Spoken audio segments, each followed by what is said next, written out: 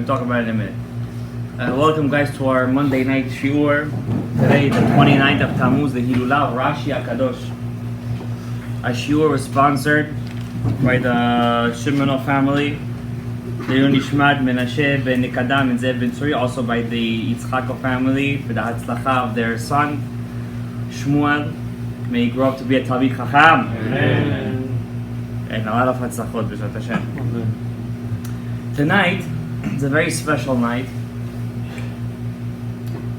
Besides for being the HILULA of Rashi, which is what our shiur is about, we're going to talk about Rashi tonight almost exclusively. Rashi HaKadosh was, we're going to talk about him tonight. I mean, when I was preparing the shiur, usually when I prepare a shiur, for some reason, I never talk about what I prepare. When I don't prepare it, then I talk what I wanted to say. From Shammai. Rashi HaKadosh, it says, Rashi is otiyot yashar. Yashar means straight.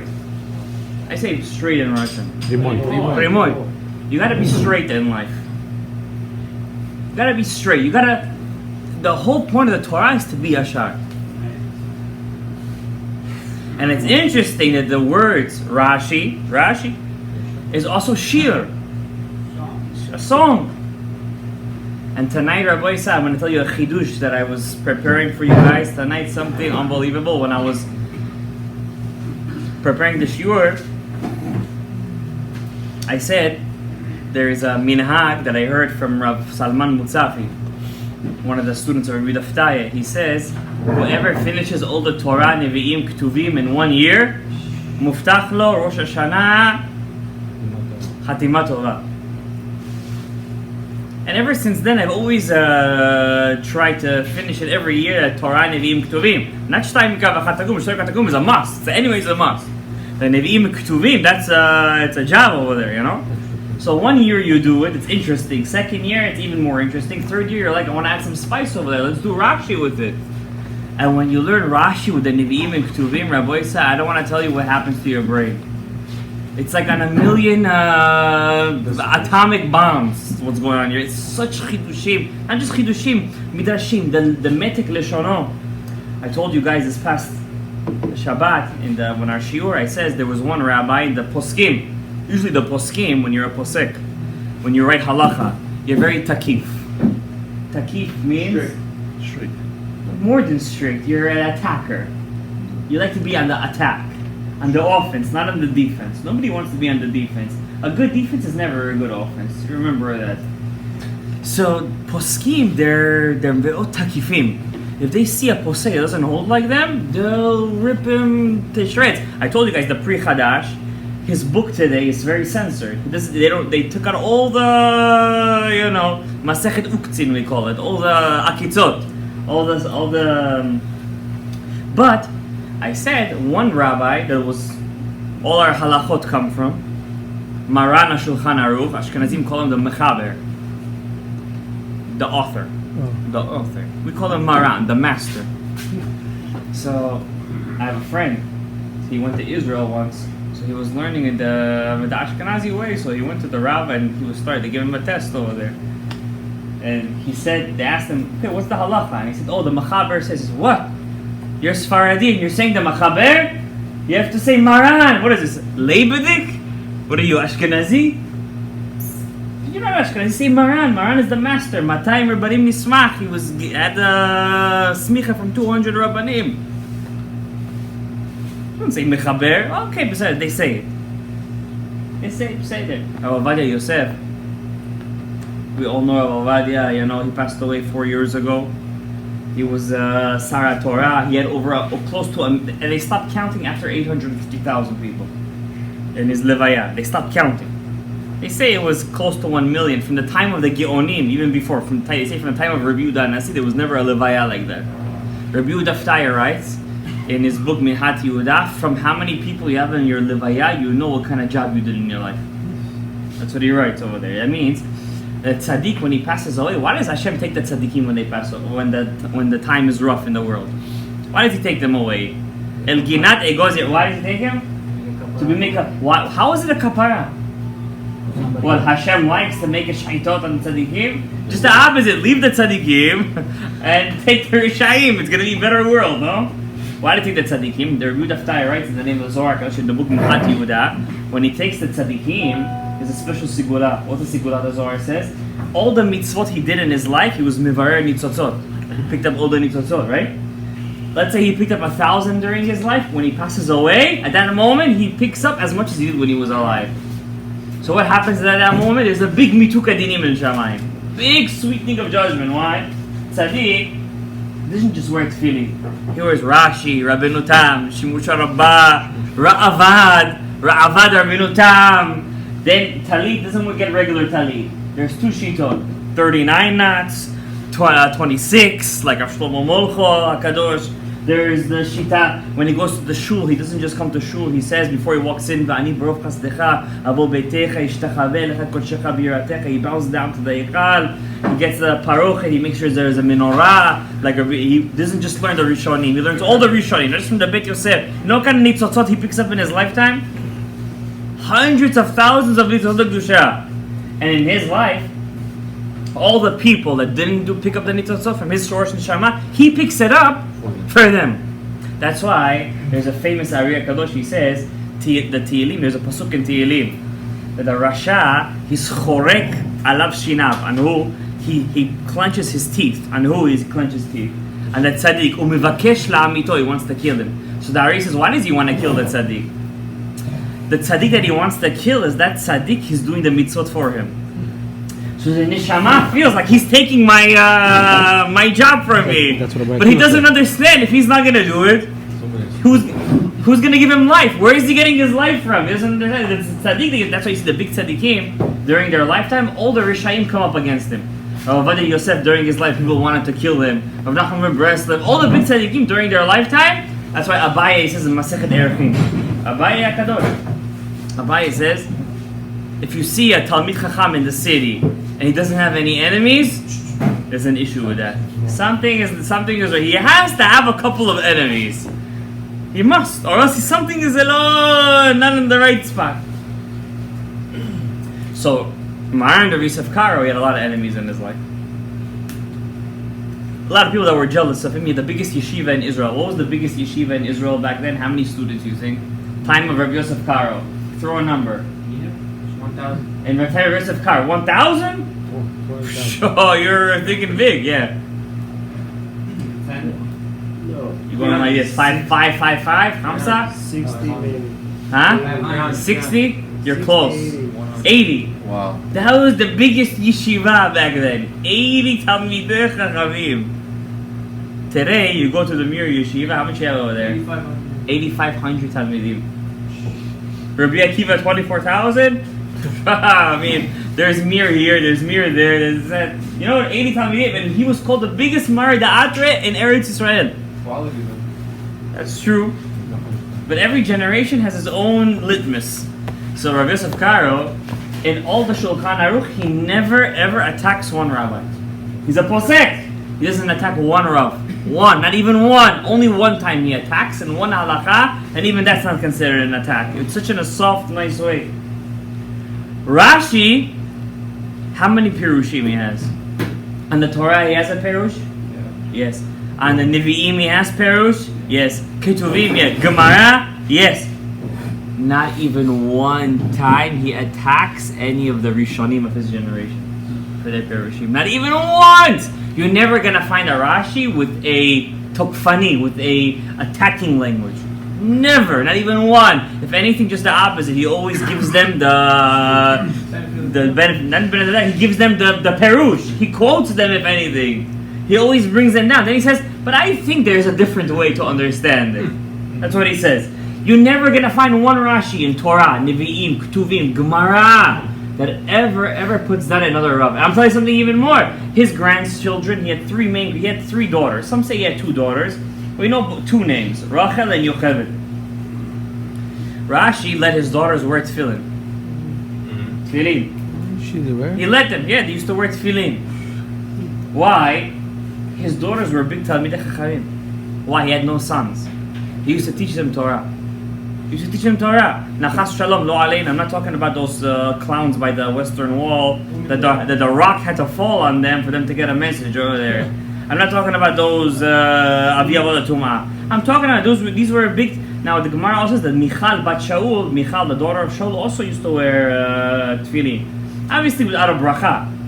No question about it. I don't know even what that means. Maybe there's some kind of allegorical understanding to it. The Ben Yoyada, the Ben Ishchak gives an understanding to it why they used to wear tefillin. They wanted to be mamshich mochin, which is chokhmah bina vedat, so they could have baby boys. Because mochi, the tefillin, if you should know one thing, 2 things in your dream means you're gonna have a baby boy. Number 1, if you wear tefillin in your dream, how do we know that? From the Ari HaKadosh. The Ari in Shar Ruach HaKodesh brings down from Rav Yonatan Sagish.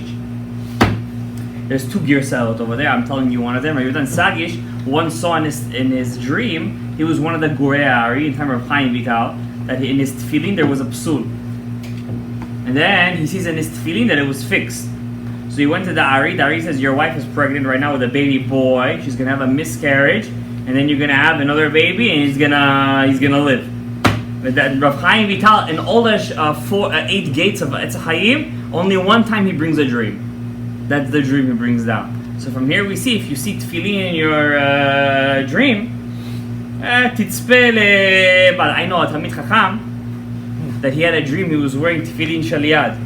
Tefillin shaliyad.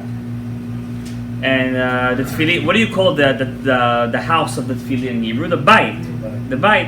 And he sees in his tefillin that the yud, he's covering the yud. If you take the word bait and you take off the yud, what do you get? Bat, daughter. And what did he have? His wife was pregnant and she had a baby girl. That's what I know, a story like that. In our time. Anyways, there's another one, Rabbi Daftaya writes, if you see in your dream that you're carrying a Sefer Torah. If you have carrying a Sefer Torah, it's a Siman Ben Zacharba.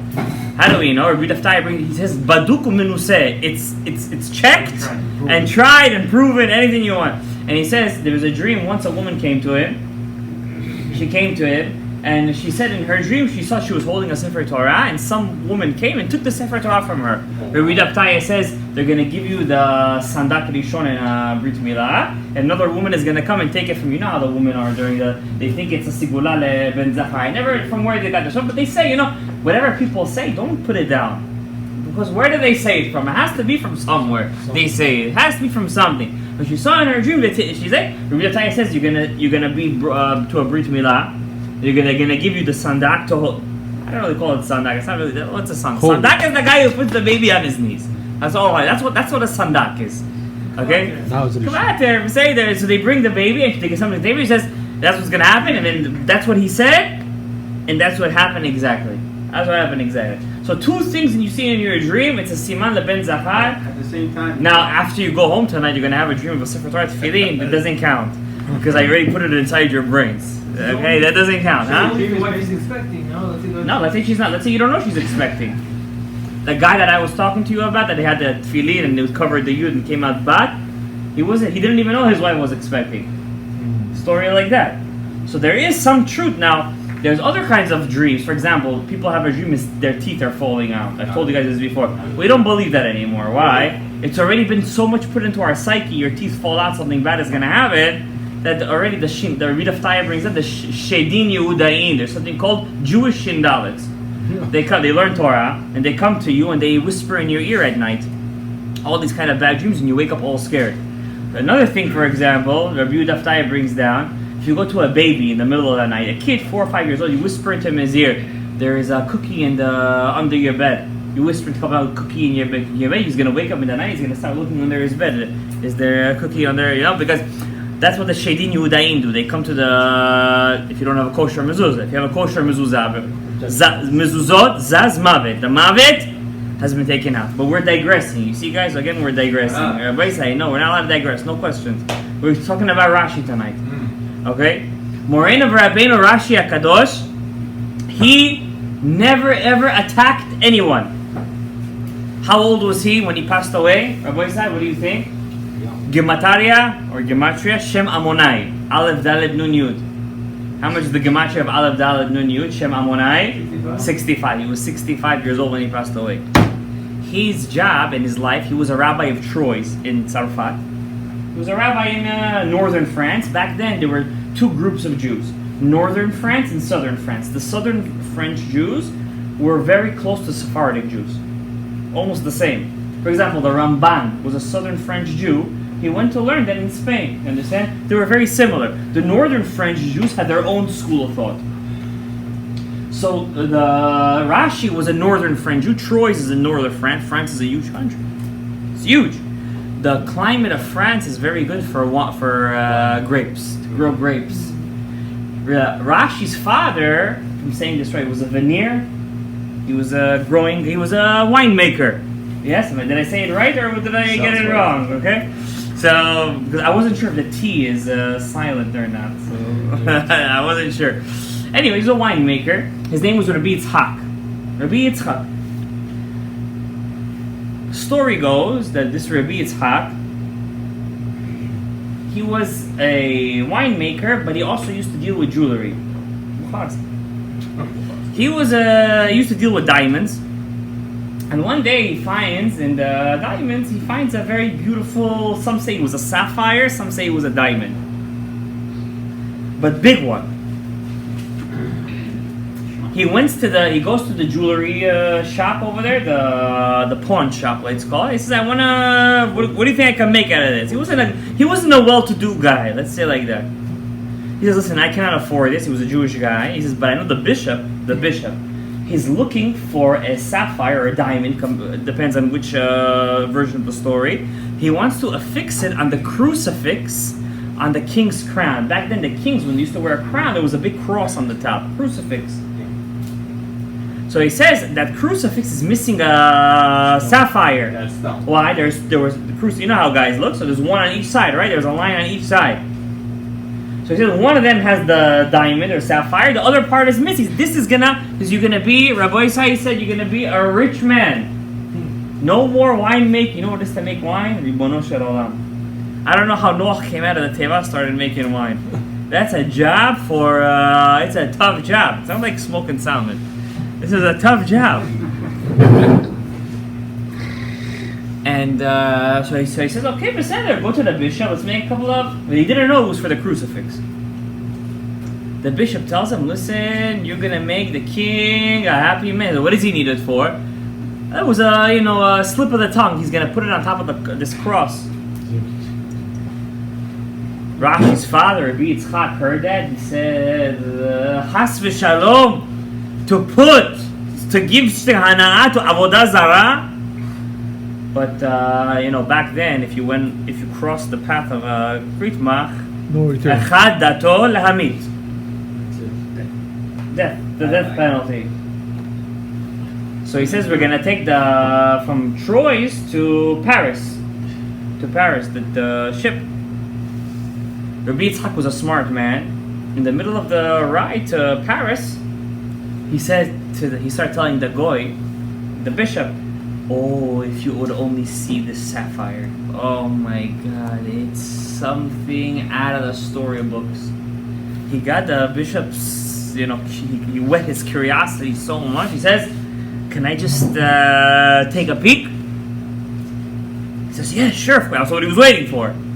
He says, but you can't see it in the right light. You need to put it right by where the rays of the sun. Let's wait till noon. Noon is when the sun is at its 12 o'clock. That's at its peak. So they go by the edge of the ship. He opens it up, and whoops! He slips over. Thousands of golden, whatever the currency was, he threw it over the ship. He could have been a rich man, lived. He could have supported Torah. He could have done whatever you want. He threw it overboard. Such misirut nefesh. Misirut nefesh is to give over your life to HaKadosh Baruch Hu. Obviously, the king was very displeased, but he blamed it on the bishop that he wanted to see it. And he goes back home to Troyes, and the story goes there's two versions of the story. Depends if you have the sapphire version or the diamond version. In the diamond version, he has a dream, and he sees in his dream, HaKadosh Baruch Hu tells him, Amash HaChalom Nevuah, that you're going to have a sun that's going to light up the world just like a diamond's light up the world. You gave over the diamond, you're going to have a sun that lights up the world like a diamond. And the second version with the sapphire, Eliyahu Hanavi comes to him. And it tells him, you gave over kesef v'zahav for the sake of HaKadosh Baruch Hu. You're going to have a son that's going to be the Rebbe of the whole world. And that's what what's Rashi stand for? Rabban Shel Yisrael, the rabbi of the Jewish people. The rabbi of the Jewish people. Kindergarten kid goes to yeshiva, they give him a chumash with Rashi. First thing he starts to learn is Rashi, Rebbe. 50-year-old guy learns Rashi, it still makes sense to him at a different level. Every level of Jewish people learn Rashi, and it still makes sense with more Kiddushim. I'll tell you guys another story. Back then, the source, the main place where the Jews lived was in Germany. France was a very small community back then. And Worms, Germany, or Garmiza it was called back then, today it's called Worms, was the main Jewish population. Yeah. Rashi's mother was a German Jew. She was from Worms, Germany. And she was pregnant. She went to visit her papa and mama. She went to visit her papa and mama. And you know how it is in Yerushalayim, those small alleyways. She's walking in those small alleyways, those narrow is a better word. And a goy, a hating Jewish goy, Krit Mak Mamash, one who believes that we killed the JC,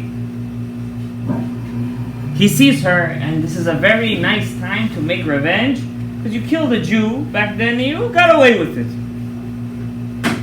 He sees a pregnant Jew. She said, I'm going to kill 2 birds with 1 stone, and she was pregnant with Rashi.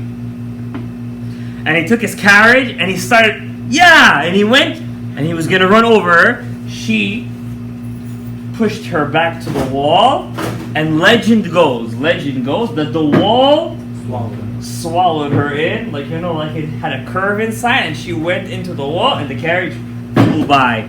Legend says until 1939, when the German RASHI-Everyones, those Nazis, when they came to destroy all whatever there is, all the Jewish remnants in Germany, till then you could have seen the wall where Rashi's mother leaned back in, and it's like swallowed her in as it curved into her that she shouldn't pass away. Till then, till 1942. By the way, Rashi's yeshiva in Worms was still intact till 1939. And then the RASHI-Everyones, those Amalek, Mamash Zera Amalek, they came destroyed. Then it was rebuilt, I think in 1960s. It was rebuilt, but obviously it's not the same thing. But it was rebuilt on the same grant. Till today, you have the Rashi wine. It shows that, see that small house? That was the yeshiva back then. That was the yeshiva. That small little house in the Rashi wine, that was the yeshiva in Germany. Quality over quantity. Quality over quantity. He was in France or Germany? He learned in Germany. In France, there was no yeshivot. In Germany, was all the yeshivot. Like I told you guys in the beginning, before we started recording, Charlemagne, the first Holy Roman Emperor, he loved Jews. Some say he married Bustenai's sister-in-law. Bustenai was the exilarch of the Jewish people in Bavel, in what we call today Iraq or Babylon. Bustenai was from the Zera of David HaMelech. Basically, if there would somebody be a candidate for Mashiach, it would be him today. So Bustenai's family, the Persian king or the Babylonian king back then, he had a dream. He wanted to kill all the Zera David. And in his dream, and he kills all of them, but they hid one baby, this Bustenai. Bustenai in Babylonian means the garden. Boston, the garden. He sees in his dream that he's taking an axe and he's cutting down all the trees in this beautiful garden. Then there's a small sapling and he wants to cut it off. This is not a legend. This is mamash. This is a story. That's emet la'amita. And he wants to take the root off. And then this old man, this red-haired old man comes to him. He says, "Who you are thinking you're coming into my garden?" And he takes in his axe and he hits him on the forehead. And he wakes up from his dream and he was bleeding. The king was bleeding from his thing. And then he asked, "Is there still one baby left from the house of David?" He took this baby and he raised him. And he was the continuation of the Zera David. His name was Bustenai. He converted the king's daughter. The king's daughter married him.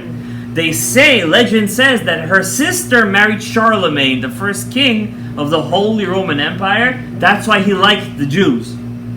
That's why he liked the Jews. And he invited Rabbi Kolonimus, the first Rabbi Kolonimus, to come to Germany and make the first Jewish yeshiva. That's why till today you have Ashkenazim called Kolonimus. What kind of name is Kolonimus? It's Italian. The Italians came to Germany. There was no Jews in Germany. Who in their right mind is going to go to that far-long place in their life? They went to Germany. They opened up a yeshiva in Worms, and then from then came all the Redifot. We killed JC. We killed their Samachbin and all the Shtiyot over there. Their mother Maria and all the thing, all the Satanim. They say, the Goyim say, how come the Jews were kicked out of so many countries? Well, yeah, if you tell the people that we killed their God, how does that even work out? I don't know. How do you kill a God? If you say that we killed their Messiah, their God, obviously they're going to want to kick us out of their country. Yeah, obviously, but the Sfaradim never had that. We never were kicked out of a country. Why? Yishmaelim had no problems with us. As long as you stay in your ghetto and you give us one Jew to be the financier of the king, we're good. You understand? Even the Abarbanel, when the king, you said the Spanish Inquisition, when King Ferdinand of Spain in 1498, when he wanted to kick out the Jews out of Spain, it wasn't his idea. His wife, Isabella, or what we call, don't ever name your daughter Isabella, it's English for Izebel. Izebel was the wife of Achav, she was Avi Avot HaTum'ah. Jezebel, right. But today they say Isabel, and understand the J in Latin turns into an I in English. You understand? So this Isabel, or this is Queen Isabella, she had a friar, a Dominican monk, that he was one Avi Avot HaTum'ah, he was a Jew hater. This girl, since she was a young girl, he used to put into her ear, Jews killed, killed. And Ferdinand was a gambler. He used to like to gamble. One of the biggest Aviyah B'Tum'az, one of the biggest Averot is to gamble. And when he wanted to get married, he didn't get married for beauty. He needed a woman that had the papolimos. Kesef is Isabella, she had lots of kesef. And he needed to, they were going to kick him out of the throne, because he took the country, Aragon, into the dumps. It was a state in Spain, and she said to him, "You want to marry me? Kick the Jews out." He said, "My treasurer, the Abarbanel, he's Jewish, so you could leave him, but you got to kick the rest of them out." And from then came out one of the worst stories in the Jewish history, the Spanish Inquisition. People think, okay, Jews, could you please take your stuff and leave? You know how many businesses they had? Properties, orchards, children, school. The Rambam grew up in Spain. He was a Spanish Jew. You understand? Rashi HaKadosh, they were used to persecutions. In Spain, there was this kind of thing. You understand? The golden age of Spain ended, and then the Jewish people, I want to tell you, the first place Jews left after the Spanish Inquisition was where? Do you guys know where? Where did they go? Turkey. They went to two main places. Amsterdam. There was a huge a Sephardic Jewish community in Amsterdam. And then they went to South America. And they thought they were going to run away from the Spanish Inquisition. It followed them over there. In South America, they crucified the Jews over there. I can tell you stories, your hair is going to stand, what they did to them over there in South America. They did whatever they can to destroy all remnants of the Jews in South America. Because, until today, it's a very Catholic place. North America is Protestant. They don't say JC is God, they say he's the Messiah. You understand? He's the son of God, I don't even know where they come up with this stuff. I don't even, we also the sons of God, okay, but at least we're the cousins, you know what I'm saying? You gotta respect us too. Anyways, let's not talk about this stuff. Anyways, Rashi HaKadosh, he grew up in Spain. Then after he learned Torah in Worms in Germany, he learned there for 15 years. 15 years. His Rebbe was Rabbi Yaakov Bar Yakar. Rabbi Yaakov Bar Yakar, His Rebbe's Rebbe was actually a Sephardic Jew, not a Sephardic, a Babylonian Jew, a Babylonian. Because all the Torah, guys, don't forget where did Torah come out of? From Babylon. All the Torah comes from Babel. Everything comes out of Babylon. Where was the Gemara made? In Babel. That's where it come from. The Ashkenazic Jews, when they wanted to learn Torah, where would they go? They would go to Babylon. Rav Gershom, we know him as the rabbi who said you can only marry one wife. Obviously, he's not just that rabbi. He's one of the greatest. Forget about Rishonim. He's one of the greatest rabbis of all time. The Rosh says when we used to learn the Torah of Rabbeinu Gershom, it's like we got Torah from Mount Sinai. That's what he said about Rabbeinu Gershom. You guys have to remember one thing. Rabbeinu Gershom made that eed that you could only marry one wife because back then what was going on was a complete zva'ah. It was a complete craziness. His family got in trouble too. He got in trouble. His son converted to Brit Machizah. That decree is over, right? So we can marry now. That decree was over. No, but we got swallowed into the Ashkenazim, so we gotta, technically speaking, we gotta adopt their rules. Let's not get into it right now. I'm not a Dayan. But the degree finished, no? Technically speaking, the Beit Yosef says he only made the degree till the year 5000. That's what he said. Okay, Beseder, no. First, let's deal with one, then let's deal with... Anyways, Rabbeinu Gershom, who was Rabbeinu Gershom's Rebbe? Rav Hai Gaon. Rav Hai Gaon, who was he? The Gaon of Babel. He went to Babylon, he learned Torah there, he came back to Mainz, Germany, he taught Torah to the students over there. Now, his student was Rabbi Yaakov Bar Yakar.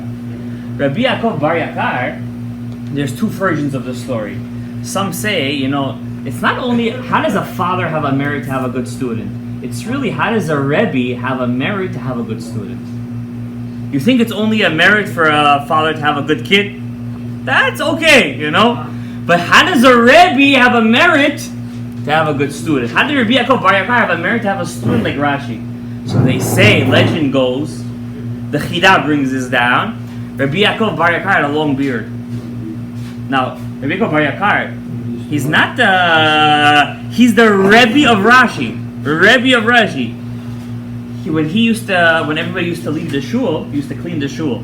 How he used to clean the shul? He used to take his beard, dip it into the water, and he used to say, "Umigdashi tirao, am mekayem mitzvah," to have fear of the Beit Hamikdash. It's called a small Beit Hamikdash, and he used to mop the floor with his beard.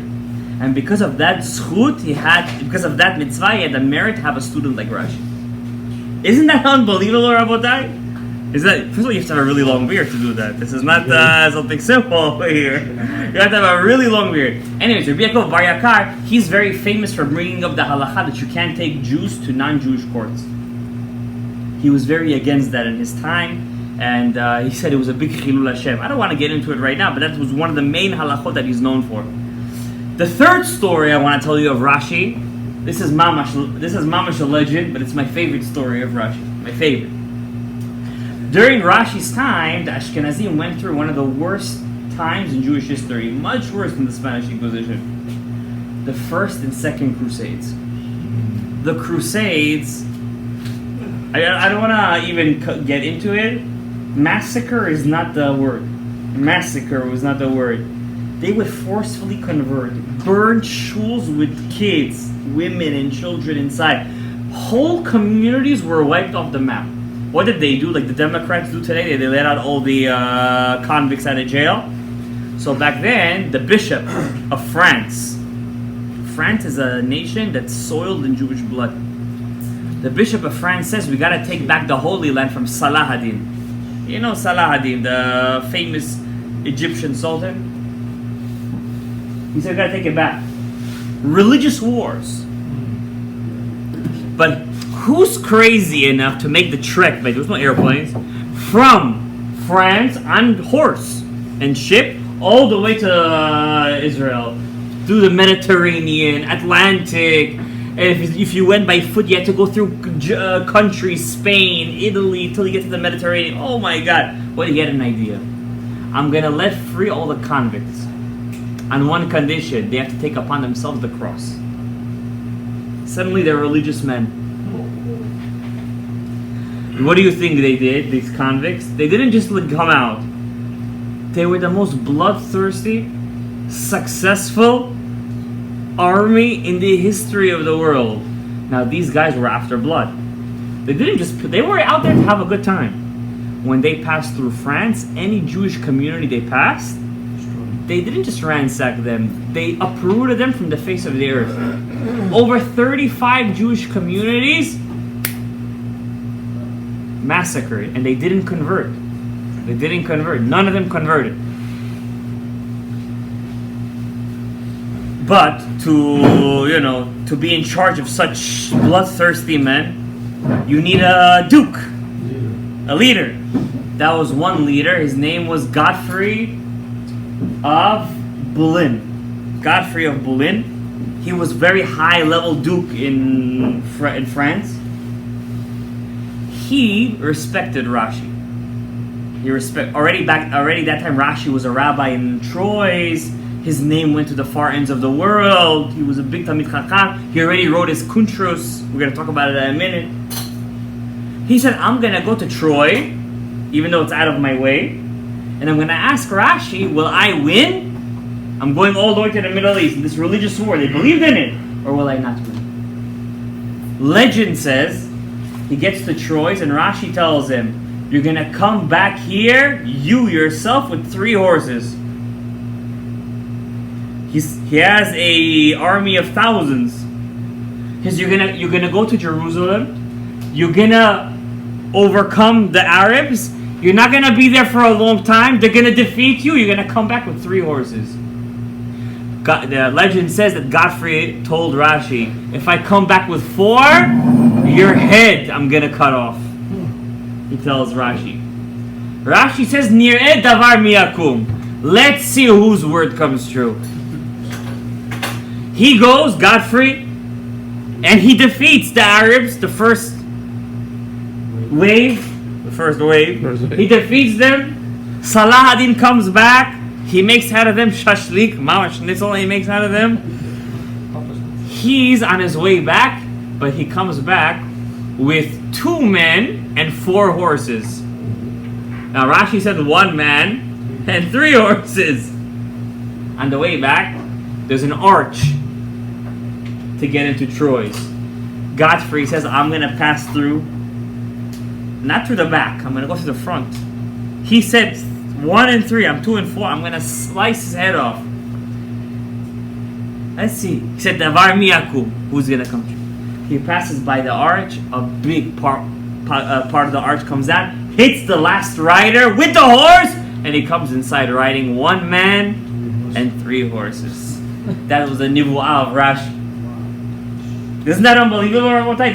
That's my favorite story of Rashi. But I'm going to tell you something crazier about Rashi. Something crazier. Rashi HaKadosh, and I was preparing the shiur, Rashi, there's a Gemara in Masechet Sanhedrin, Amar Rabbi Abba Bar Zvida. He says, Rabbi Abba says in the Gemara Sanhedrin, there's a big fight in the Gemara. If a Jew is Mechalel Shabbat, he does all the Averot, is he still a Jew? So we're told in the Shiurim, he's Mechalel Shabbat, is that, he's Dino Kegoy Lekol Davar. But Rabbi Abba disagrees with that in the Gemara. Rabbi Abba says, Yisrael Shechata, Afal Pi Shechata, Yisraelu. That means even though he might have a din of a goy, that means he might not be able to touch your wine, v'chule, or you cannot trust him to go to be a witness for you. But Yisrael shechata, a Jew that sinned, afal pi shechata, even though he said Yisraelu, he's still a Jew. Rashi was the embodiment of this verse, embodiment. And I want to read you guys a Shir HaShirim. I pick Shir HaShirim, like I told you guys at the beginning of the shiur. I try to finish the Tanakh every year, and this year I've done it with Rashi. I'm not to the end yet. I'm by Daniel. I have 2 months left. I hope I'm going to finish it. But why did I pick Shir HaShirim? I remember learning Shir HaShirim with Rashi. It was about a month ago. When I got to Shir HaShirim with Rashi, I remember every sentence that I read with Rashi, it was like electrocution, like wow, such amazing chidushim, Rashi, Rabbi Isai.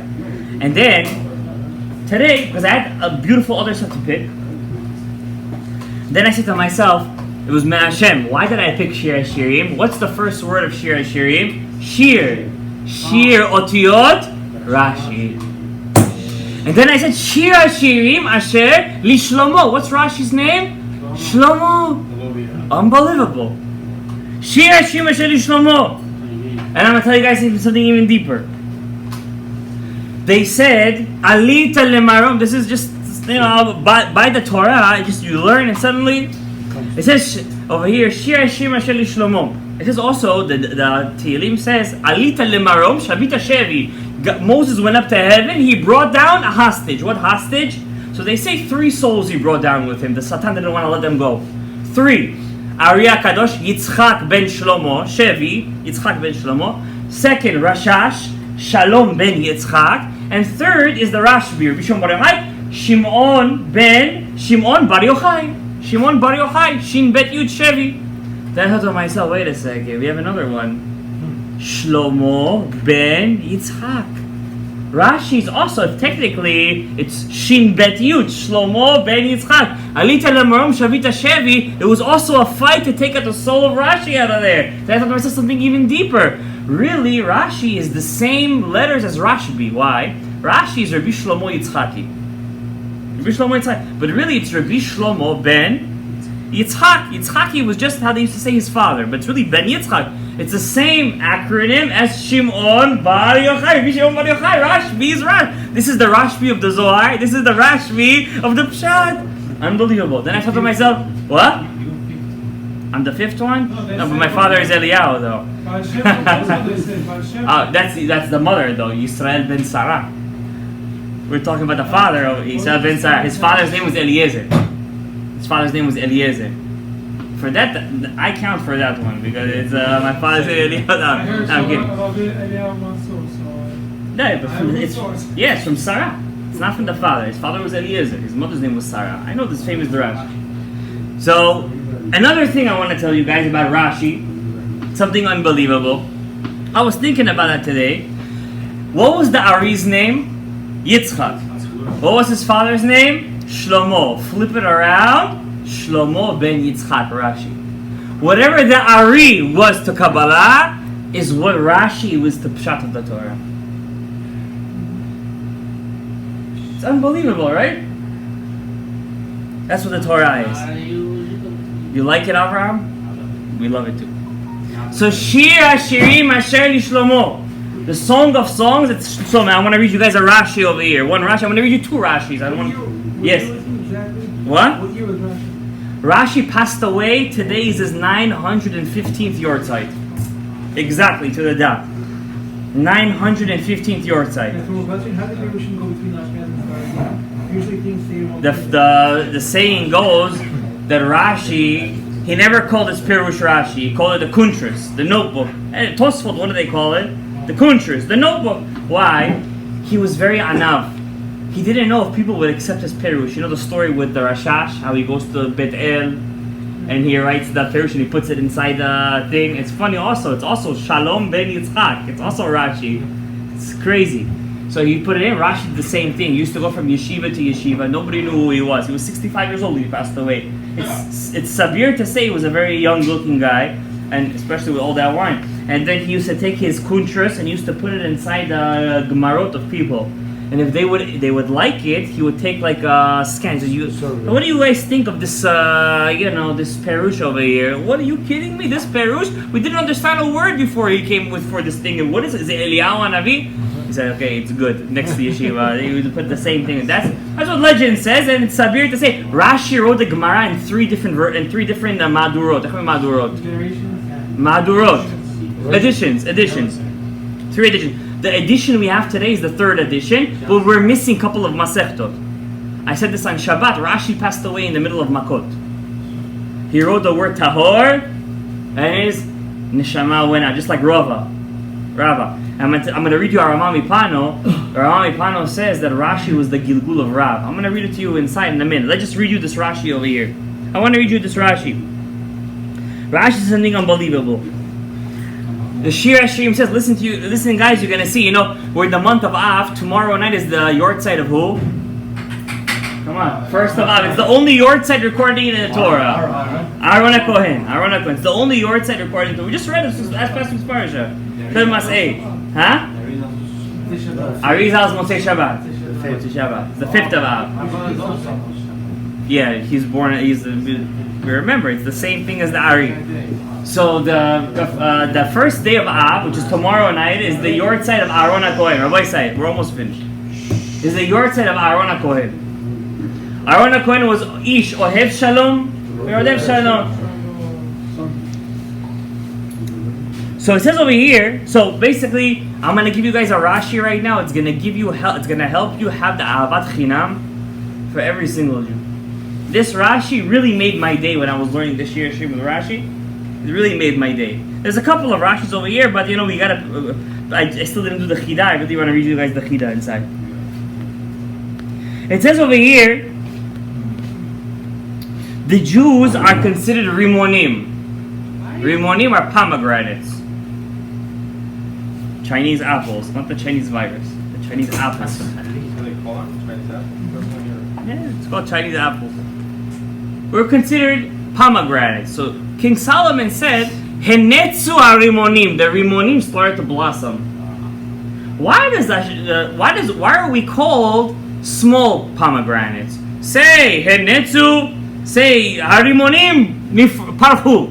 Why Henetzu Harimonim? We're Nitzim. Nitzim is we're small. We're the baby pomegranates. Why? Why are we considered the small ones?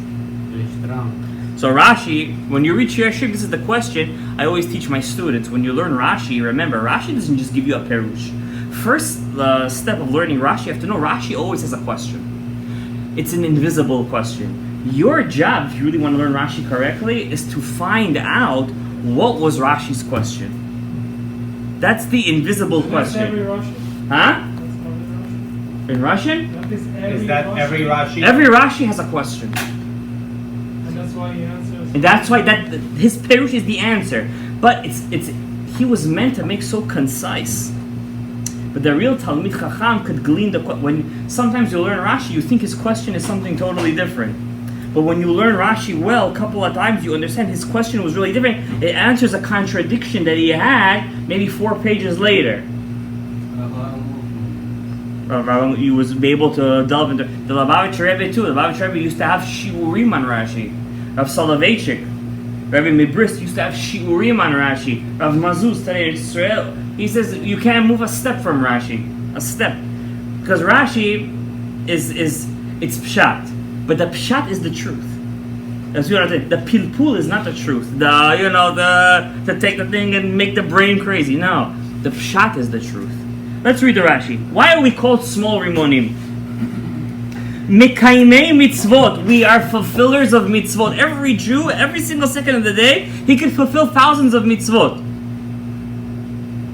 Malei zechuyot. We're full of merits. What's between zechuyot and mitzvot? Mitzvot is what we do. Zechuyot is our grandfather. Even if we don't have any mitzvot, we have our grandfather and our great-grandfather and our great-grandfather. They're full of zechuyot. Lama nivshelu Yisrael le'egoz. Also, Rashi says, why are the Jews compared to a walnut? Like a walnut. Ma egoz ze ata ro'eh oto kulo. If you look at a walnut, it looks like it's a tree. It's like a bark. It's like the bark. Yeah. The bark. Ve'ein nikar betocho potz. If you look at a walnut, just like first time you see it, what do you think it is? It's a rock. But if you break it, if you knock its head apart, it's full of shelves of food. Every compartment of it is full of food. Kach Yisrael, that's exactly how the Jewish people are. We are tznuin, we're very modest people. Anvatanin, we're very humble people, says Rashi. Look at this. With this Rashi, this is the definition of a Jew. Ma'asehem ve'en talmidehem shebeni. You see a Jew outside, you can't tell him he's a Talmid Chacham. You can't tell him he's an egoz. On the outside, it's like a brick. Once you break him, you tell him tachpicha. Open your mouth. Suddenly, you see he's full of Torah. Ve'en mitpa'arim la'achriz ha'shivchan. A real Jew is not a person who says, look at me, how much Torah I know. Bedakto, but if you check him, Ata motze oto maleh chokhmah, you find him is full of chokhmah, says Rashi. Vot kama midrashot medaber, ma ego ze nofel batid. Another explanation, an ego is you take a walnut, you throw him inside a garbage. He falls inside teat. Teat is cement. He falls inside the zeven, chas v'shalom. Ve'en ma shebetocho nimas, but whatever is inside the walnut, it's still good, right? Yeah. Af Yisrael, so too is the Jewish people. Golin lebein omot, we might have been in Galut for 2,000 years. Velokin malkuyot, and we're full of malkuyot, knocked out. Ein me'aseh ein masim, but every mitzvah of a Jew is never disgusted by Hashem.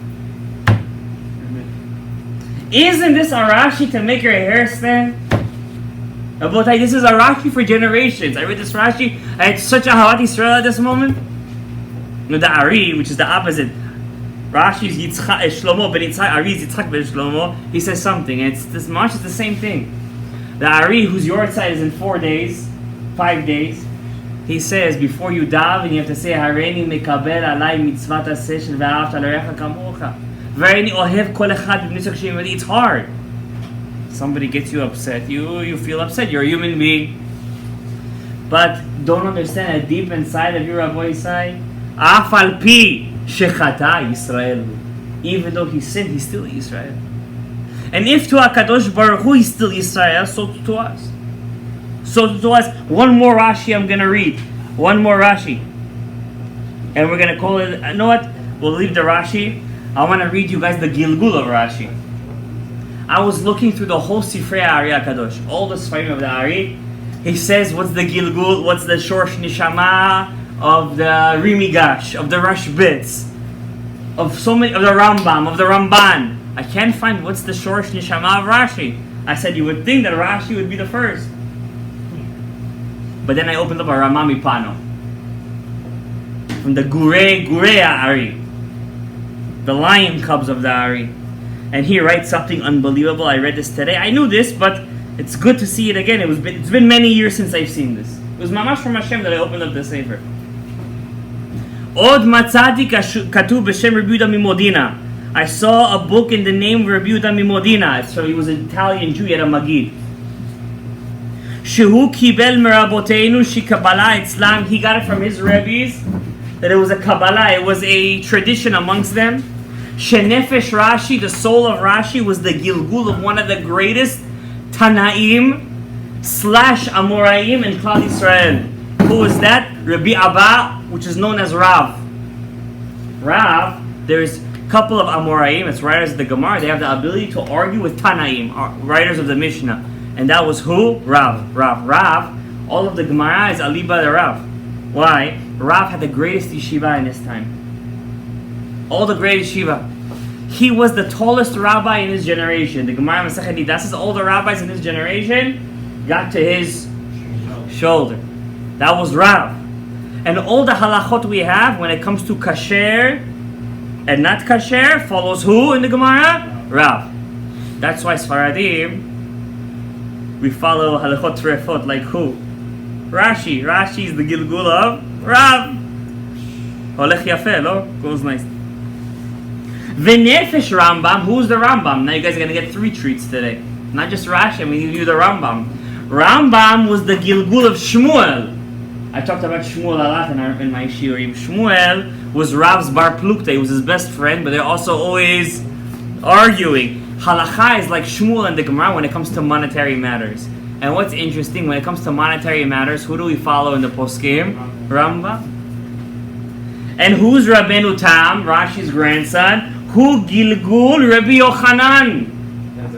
Not Ben Zakkai. Rabbi Yochanan, the brother-in-law of Rish Lakish. The one that was good looking, he was in the river. Rabbi Yochanan, he was the Rosh Yeshiva of Tveria and the writer of the Talmud Yerushalmi. Do we follow the Talmud Yerushalmi that much? No. But what's interesting, when you have a machloket of Rav and Shmuel, who do we hold as the middleman? Rabbi Yochanan. And we have a machloket of Rambam versus Rashi. Who is the middleman? Rabbeinu Tam. So we see how all the halachot come together. That's the Ramami panel. One last thing I'm going to tell you over here from Who was Rashi's lineage? Where did he come from? What was his geza? I'm telling you guys a lot of secrets today. Maybe I'm going a bit too much, but I hope you guys are getting into this. Is mamash. Every word here is a gem. Rashi's great-grandfather was none other than the Tana, the Tanaic sage, Rabbi Yochanan Sandlar, Shehaya Mizera David HaMelech. Rashi's great-great-grandfather was Rabbi Yochanan Sandlar, who was one of the students of Rabbi Akiva. He was a shoemaker in his trade. He was a shoemaker. He was Rabbi Yochanan Sandlar. He's buried right next to Rabbi Shimon Bar Yochai. If you ever go to Meron, Rabbi Shimon, 20 steps above the mountain is right there is Rabbi Yochanan Sandlar.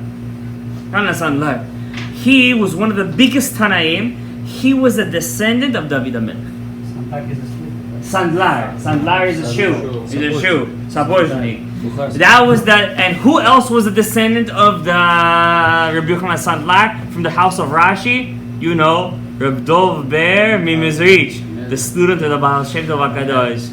They were from the same family. He was a descendant of the Rashi. He was a descendant of Rabbi Yochanan Sandlar and of Rashi HaKadosh from Geza of David HaMelech. May Hashem send us David HaMelech, the Mashiach Tzidkeinu, Rabbi Amen, a lot of brachot, atzlachot, yeshuot. May Hashem sends a lot of Torah. Rabbatai, the Ikar is the Torah, Ahavat Yisrael. May we see Mashiach Tzidkeinu very soon. May the Tisha B'Av, which is called a Moed, may it really be a Moed. And may we have a lot of atzlachot, brachot, yeshuot, all the donors should be blessed. May we see a lot of nachat ruach mikol yotzei chalatzenu. Baruch Adonai le'olam. Amen ve'amen. Rabbi Hanan ben Kashia Omer,